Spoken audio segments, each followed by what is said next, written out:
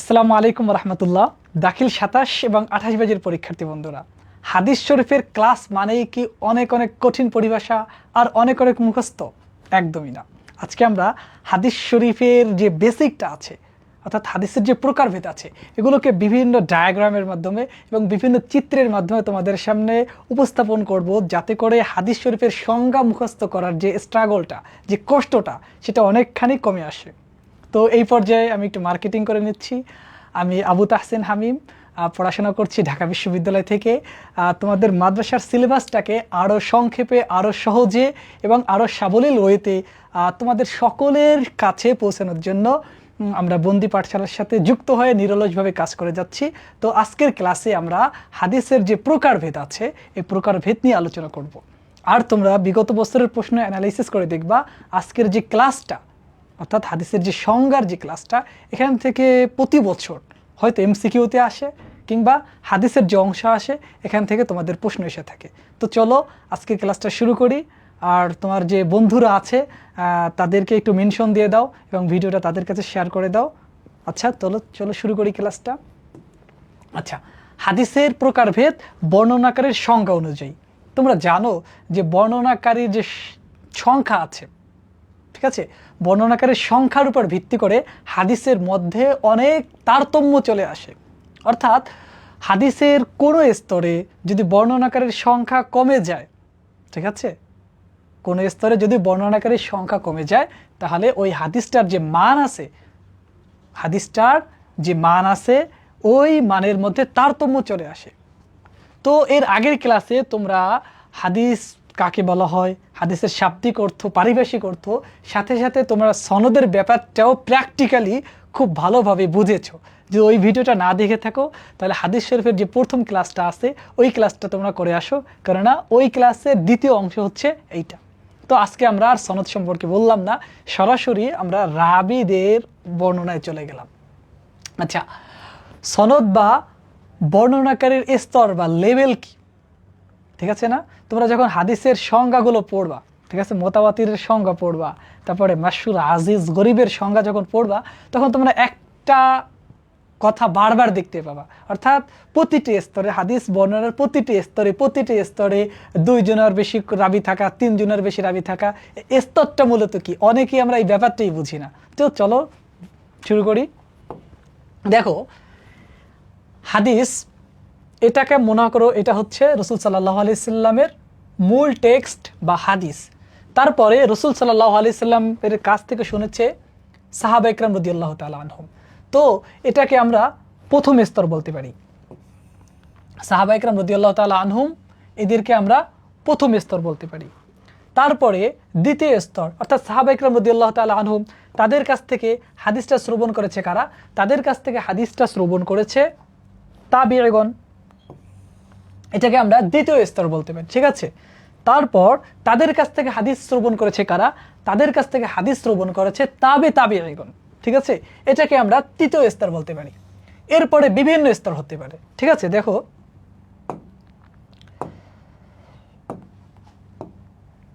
এরপরে আরো স্তর হতে পারে, তো প্রতিটা স্তরে কিছু সংখ্যক রাবি শর্ত দেওয়া আছে। তো কোনো স্তরে যদি 3-এর বেশি রাবি থাকে বা 2-এর বেশি রাবি থাকে, তাহলে হাদিসের সনদের মধ্যে একটা তারতম্য চলে আসে। তো আমাদের এই স্তরটা বুঝতে পারলাম এবং স্তরটা বোঝা আমাদের জন্য খুবই জরুরি। অর্থাৎ প্রতিটা স্তরে কিছু সংখ্যক রাবির শর্ত দেওয়া আছে।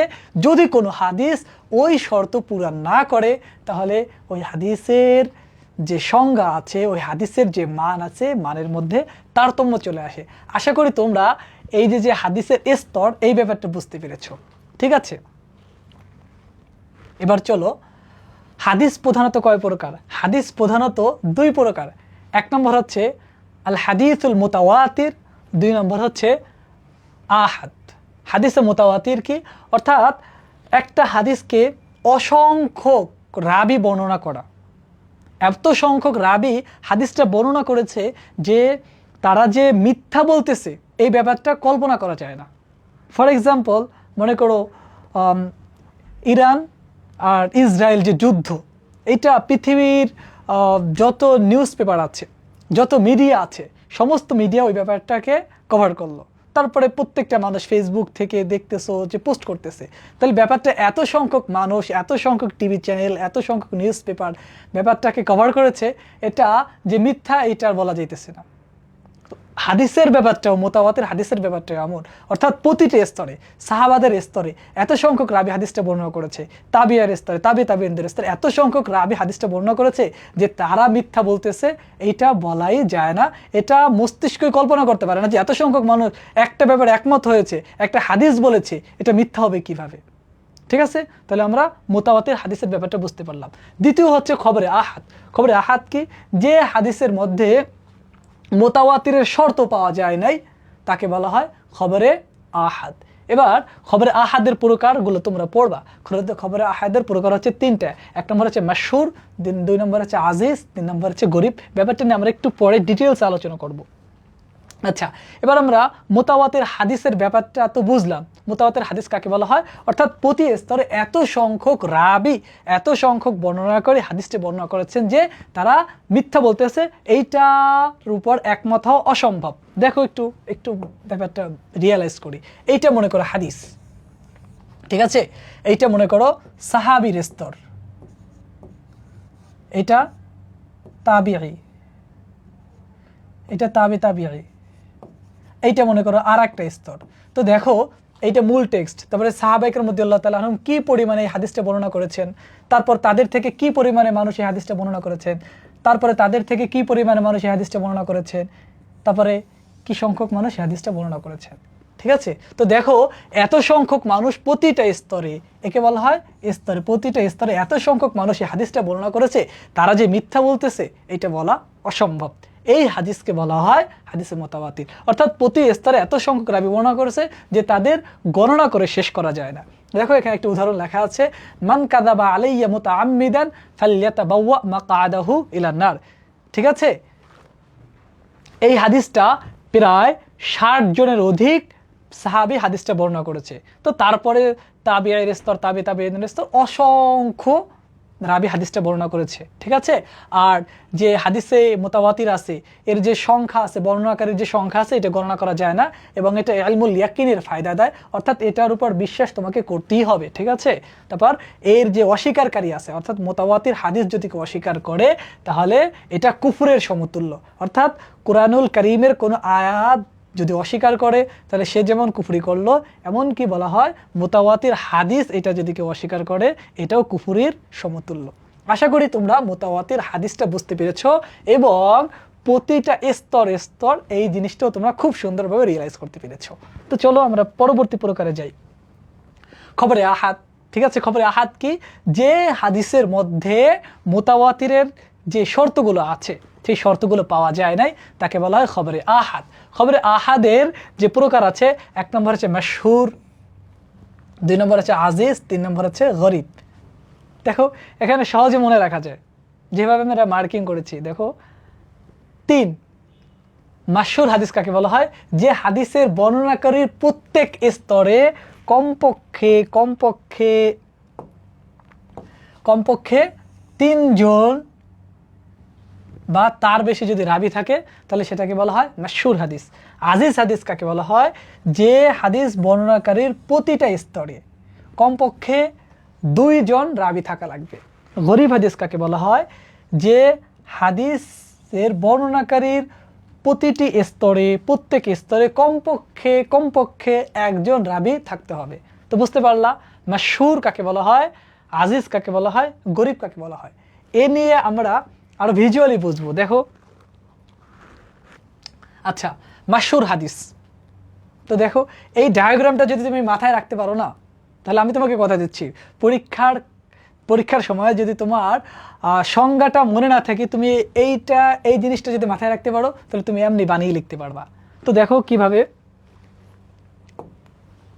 এইটা মনে করো রাসূল সাল্লাল্লাহু আলাইহি সাল্লামের হাদিস। তো এটাকে আমরা একটা স্তর ধরলাম, সাহাবী স্তর, এটা তাবিয়ের স্তর, এটা তাবিয়ের স্তর। ঠিক আছে, দেখো প্রথম স্তর নবী করিম সাল্লাল্লাহু আলাইহি সাল্লাম থেকে কমপক্ষে 4 জন শ্রবণ করেছে, তারপর থেকে আরো কয়েকজন শ্রবণ করেছে, তারপর থেকে আরো অনেকজন শ্রবণ করেছে। তারপর থেকে মনে করো শ্রবণ করতে করতে করতে করতে করতে করতে অর্থাৎ শ্রবণ করতে করতে আমাদের কেতাবে যে লিপিবদ্ধ হওয়ার আগ পর্যন্ত অসংখ্য মানুষ বর্ণনা করেছে। দেখো একটু খেয়াল করে দেখো, প্রতিটা স্তরে সাহাবীর স্তরে সর্বনিম্ন আমাদের কয়জন থাকা লাগবে? 3 জন থাকা লাগবে, ঠিক আছে। তার দ্বিতীয় যে স্তর আছে এখানে আমাদের সর্বনিম্ন 3 জন থাকা লাগবে। তৃতীয় যে স্তর আছে তৃতীয় স্তরে সর্বনিম্ন 3 জন থাকা লাগবে। 3-এর অধিক যতই হোক না কেন আমাদের দেখার বিষয় না, ঠিক আছে। কিংবা 3-এর যদি কমে চলে আসে তাহলে হাদিসটা মাশহুর থেকে কেতে চলে যাবে? আজিজে চলে যাবে। বুঝতে পারলা? তাহলে হাদিসে মুতাওয়াতির কাকে বলা হয়? হাদিসে মুতাওয়াতির কাকে বলা হয়? যে হাদিসের বর্ণনাকারীর প্রতিটা স্তরে কমপক্ষে 3 জন বা 3-এর অধিক রাবি থাকা লাগবে। 3-এর কমে যদি চলে আসে, রাবি সংখ্যা যদি 3-এর চেয়ে কমে যায়, তাহলে সেই হাদিসটা আর মাশহুর থাকবে না। সেই হাদিসটা যে মান আছে, মানের মধ্যে তারতম্য চলে আসবে। আশা করি তোমরা মাশহুর হাদিসটা বুঝতে পেরেছো। আর মাশহুর তোমাদের এমসিকিউ তো প্রায় আসে যে মাশহুর শব্দের অর্থ কি, মাশহুর শব্দের শাব্দিক অর্থ কি। তো মাশহুর এর শাব্দিক অর্থ হচ্ছে প্রসিদ্ধ। তো অনেক হাদিস আছে আল মুসলিমু মান সালিম আল মুসলিমুনা মিন লিসানিহি ওয়া ইয়াদিহি, আরো অনেক হাদিস আছে, ঠিক আছে। তাহলে আমরা ধরে নিচ্ছি তুমি হাদিসে মাশহুর এই সংজ্ঞাটা তোমরা বুঝতে পেরেছো এবং এই ডায়াগ্রামটাও তোমরা সুন্দরভাবে বুঝতে পেরেছো। আচ্ছা, এবার আজিজ কাকে বলা হয়? আজিজ হাদিস বলা হচ্ছে যে হাদিসের বর্ণনাকারীর প্রতিটি স্তরে কমপক্ষে সর্বনিম্ন হলেও 2 জন রাবি থাকা লাগবে।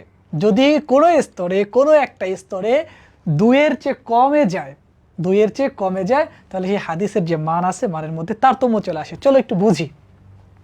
দেখো, এটা হচ্ছে রাসূল সাল্লাল্লাহু আলাইহি সাল্লামের বাণী বা হাদিস। এটা হচ্ছে একটা স্তর, সাহাবা স্তর। মনে করো একটা হাদিস বর্ণনা করা হয়েছে, লা ইউমিনু আহাদুকুম, এই হাদিসটা 2 জন সাহাবা অর্থাৎ আনাস এবং আবু হুরায়রা রাদিয়াল্লাহু তাআলা হাদিসটা বর্ণনা করেছে। তারপরের স্তর যে তাবিঈন আছে, তাদের থেকে কাতাদা এবং আব্দুল আজিজ বর্ণনা করেছে, এবং তারপরের যে স্তর আছে অনেক বর্ণনাকারী বর্ণনা করেছে। সুতরাং দেখা গেল আমাদের প্রতিটা স্তরে 2 জন লাগবে। সুতরাং এই শর্ত এখানে ফুলফিল করছে, ও ফুলফিল করছে। তারপরে যত স্তর আছে প্রত্যেকটা স্তরে তো 2 জন করে আসেই, ঠিক আছে না? তো এই হাদিসটা যখন তার শর্ত মেনটেন করেছে, অর্থাৎ প্রত্যেকটা স্তরে 2 জন করে রাবি পাওয়া গিয়েছে, সুতরাং হাদিসটা কি হয়েছে? হাদিসটা আজিজ হয়েছে। এর বিপরীতে আসো, যদি মনে করো এই যে রাসূল সাল্লাল্লাহু আলাইহি সাল্লামের হাদিসটা কিন্তু সাহাবার স্তরে এসে, দেখো সাহাবার স্তরে এসে যে মানে সাহাবার স্তরে 2 জন আছে, ঠিক আছে, কিন্তু যখন তাবের স্তরে চলে এসেছে তখন শুধুমাত্র বর্ণনাকারী 1 জন। সুতরাং এখানে সে ফুলফিল করতে পারলো না। তাকে যে শর্ত দেওয়া হয়েছিল যে বর্ণনাকারীর প্রতিটি স্তরে কমপক্ষে 2 জন রাবি থাকা লাগবে, কিন্তু এখানে মাত্র 1 জন রাবি। সুতরাং এই হাদিস তার যে সংজ্ঞাটা আছে, যে সংজ্ঞাটা ফুলফিল করতে পারে নাই, এই কারণে হাদিসটা আজিজ থাকতে পারলো না, বরং কোনো একটা স্তরে 1 জন রাবি চলে আসে। আর কোনো একটা স্তরে যদি 1 জন রাবি চলে আসে, সেই হাদিসটাকে কি বলা হয়? সেই হাদিসটাকে বলা হয় গরীব হাদিস। সুতরাং এই পাশের যতটুকু ডায়াগ্রাম আছে, এই ডায়াগ্রাম তার যে শর্ত আছে শর্তটা ফুলফিল করতে পারছে, কিন্তু এই পাশে যখন আমরা চিন্তা করলাম যে একটা স্তরে এসে রাবি হয়ে গেছে 1 জন, সুতরাং হাদিসটা আর আজিজ থাকতে পারলো না। কারণ আজিজ হতে হলে একজনের আর একজন, কমপক্ষে সর্বনিম্ন হইলেও আর একজন রাবি লাগতো। যেহেতু সে তার অর্থটা ফুলফিল করতে পারলো না, যে তার সংজ্ঞাটা ফুলফিল করতে পারলো না, সুতরাং হাদিসটা আর আজিজ থাকতে পারলো না। আশা করি তোমাদের যে আজিজ হাদিসের যে সংজ্ঞাটা, এটা তোমরা খুব সুন্দর করে ভিজুয়ালি তোমরা বুঝতে পেরেছো। এবার আমরা চলো গরিব হাদিস। গরিব মানে কি? যার টাকা পয়সা কিছুই নেই, যে অনেক গরিব, ঠিক আছে, সংজ্ঞার সাথে অনেকটা মিল আছে। আরবিতে গরিব অর্থ মানে বাংলায় আমরা যেভাবে গরিব বলে এটা না, ঠিক আছে। গরিব অর্থ হচ্ছে মনে করো অপরিচিত কোনো ব্যক্তি। যখন বাংলাদেশে কোনো প্রবাসী বিদেশে যায় তখন তাকে বলা হয় গরিব, বা কোনো একটা আশ্চর্যজনক বিষয় শুনেছে, অর্থাৎ যে বিষয়টা পূর্বে কেউ শোনে নাই, এমন একটা বিষয় যদি হঠাৎ করে কেউ শুনে ফেলে, তখন আরবরা বলে থাকে আমরুন আজিব বা আমরুন গরিব। একটা মনে করো অপ্রচলিত একটা বিষয়, ঠিক আছে। তো বাংলা অর্থের সাথে তো মিলিয়ে নিতে পারো। গরিব মানে কি? যার টাকা পয়সা কিছুই নাই। তো গরিব হাদিস কাকে বলা হয়? যে হাদিসের বর্ণনাকারীর প্রতিটি স্তরে কমপক্ষে 1 জন রাবি থাকা লাগবে। দেখো ফর এক্সাম্পল একটা হাদিস, ঠিক আছে, একটা হাদিস ইন্নামাল আমালু বিন্নিয়াত, ঠিক আছে। এই হাদিসটা রাসূল সাল্লাল্লাহু আলাইহি সাল্লাম থেকে বর্ণনা করেছে শুধুমাত্র হযরত ওমর রাদিয়াল্লাহু তাআলা আনহু একজন সাহাবী, তার সাথে আর কোনো সাহাবী নাই। কিন্তু পরবর্তী স্তরে যখন দ্বিতীয় স্তরে আসলো, তখন এই হাদিসটা প্রচুর সংখ্যক মানুষ বর্ণনা করা শুরু করছে। দেখো তো ও কি ওর শর্ত কি পূরণ করতে পারছে? অর্থাৎ প্রতিটা স্তরে কমপক্ষে হইলেও একজন রাবি লাগবে, তাই না? তো একজন রাবি আছে, সুতরাং একজন যেহেতু রাবি আছে, তার সাথে আর কোনো রাবি নাই, সুতরাং এই হাদিসটা গরিব হয়ে গেল। যদি এখানে যদি আরো একজন রাবি থাকতো, ঠিক আছে, ওমর রাদিয়াল্লাহু তাআলা আনহুর সাথে যদি আরো একজনকে বর্ণনা করতো, তাহলে হাদিসটা আজিজ থেকে, সে হাদিসটা গরিব থেকে আজিজের স্তরে চলে যেত। বুঝা গেল? তাহলে আমি তোমাকে আর একটু সামারি করে দিচ্ছি যে মুতাওয়াতির হাদিস কাকে বলা হয়। মুতাওয়াতির হাদিস হচ্ছে অসংখ্য রাবি, এত সংখ্যক রাবি বর্ণনা করেছে যে তারা মিথ্যার উপর একমত হয়েছে, ব্যাপারটা গণনা করা যায় না, বা একমত হয়েছে এই বিষয়টা কল্পনা করা যায় না। তো মুতাওয়াতিরের বর্ণনাকারীর সংখ্যা প্রচুর পরিমাণে হয়ে থাকে, ঠিক আছে। তারপরে মাশহুর হাদিস কাকে বলা হয়? মাশহুর হাদিস হচ্ছে কমপক্ষে প্রতিটা স্তরে কমপক্ষে কয়জন রাবি লাগবে ভাইয়া? কমপক্ষে আমাদের 3 জন রাবি থাকা লাগবে। তারপরে আজিজ হাদিস কি? হাদিস হচ্ছে প্রতিটা স্তরে কমপক্ষে আমাদের 2 জন রাবি থাকা লাগবে, ঠিক আছে। তারপরে গরিব হচ্ছে কি? প্রতিটা স্তরে কমপক্ষে 1 জন রাবি থাকা লাগবে। তো মনে রাখবা যে এই যে সনদ আছে, সনদের ব্যাপারটা তোমরা বুঝতে পেরেছো। অর্থাৎ একজন রাবি, ঠিক আছে, একজন রাবি আর একজন রাবির সাথে যে চেইন আকারে, শিকল আকারে যুক্ত থাকে, তাকে বলা হয় সনদ। আচ্ছা, এর আগের ক্লাসে আমরা বুঝিয়েছি যে মনে করো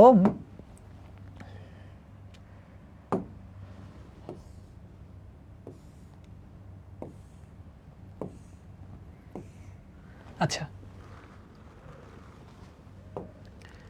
এই যে মনে করো একজন রাবি, বা এই যে একটা স্তর, এই যে একটা স্তর, এই যে একটা স্তর, এই যে একটা স্তর, এই যে একটা স্তর।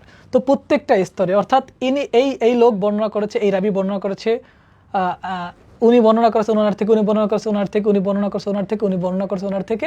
আর মূলত এটা মনে করো রাসূল সাল্লাল্লাহু আলাইহি ওয়াসাল্লামের কথা বা হাদিস। তো এই যে একজন আর একজনের মধ্যে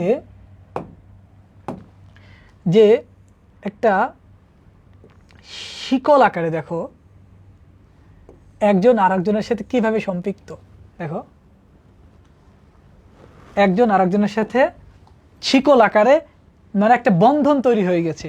তো কোনো একটা স্তর থেকে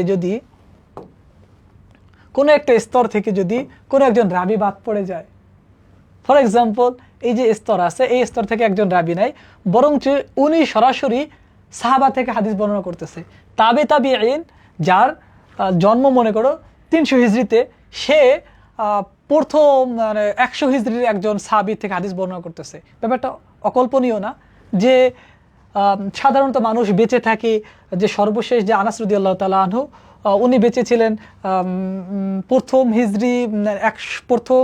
100 হিজরি বা 110 বা 20 হিজরির মধ্যে সমস্ত সাহাবার ইন্তেকাল হয়ে গেছে। সুতরাং এই তাবিঈ সে তো কোনোভাবেই রাসূল সাল্লাল্লাহু আলাইহি সাল্লাম থেকে হাদিস বর্ণনা করতে পারে না। সুতরাং উনি যদি এই হাদিসটা সরাসরি, তাবিঈন যদি হাদিসটা সরাসরি সাহাবার ওয়াসিতা ছাড়া, সাহাবার মাধ্যম ছাড়া রাসূল সাল্লাল্লাহু আলাইহি সাল্লাম থেকে বর্ণনা করে, তাহলে বোঝা যাবে যে এর মধ্যে কোনো একজন রাবি বাদ পড়েছে, সে হাদিসের সনদের মধ্যে তারতম্য চলে আসে। তো সুতরাং এই যে ধারাবাহিকতা, এই ধারাবাহিকতাকে বলা হয় সনদ, ঠিক আছে।